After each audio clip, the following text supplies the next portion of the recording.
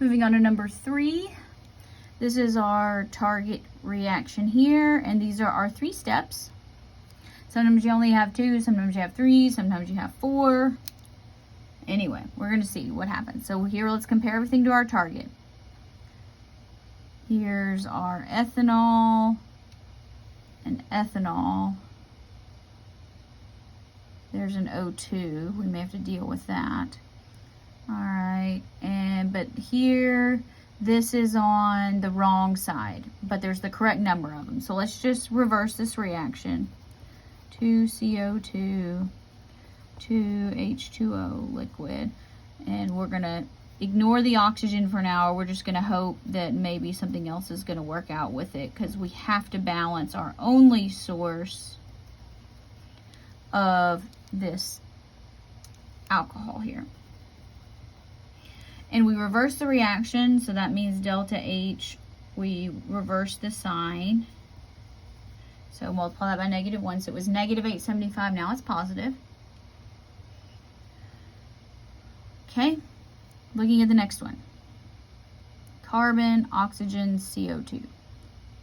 So carbon, this is the only source of carbon, so we got to deal with that. So this needs to be multiplied by 2.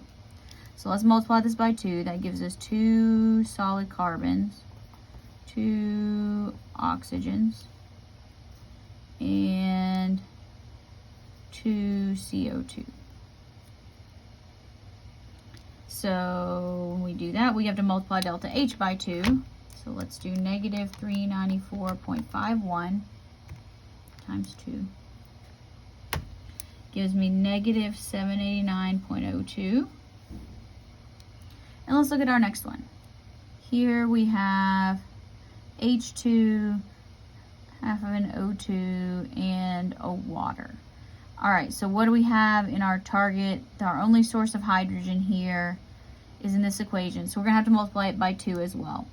So that gives me 2H2.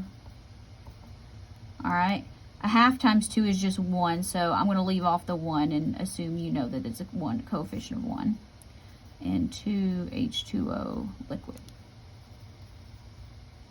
And we're multiplying by 2, so we got to multiply delta H by 2.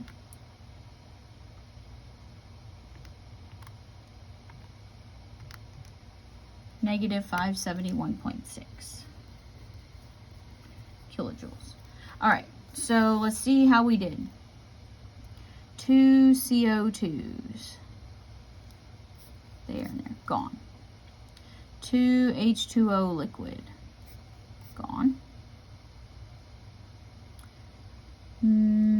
Ethanol, nowhere else, so it comes down to the bottom. Liquid. O2s, there's 2 on the right and 3 on the left, so 2 of these get to go away. The other one does not. So that gives me 2 solid carbons, 2 H2s, 1 O2. Did we match up? Now the order here doesn't matter as long as it's on the correct side of the equation. 2 carbon solids, 2 H2 gases, 1 O2 gas, 1 liquid methanol. We just have to match the formula and the phase and make sure it's on the correct side of the equation. Now let's add up our delta H's.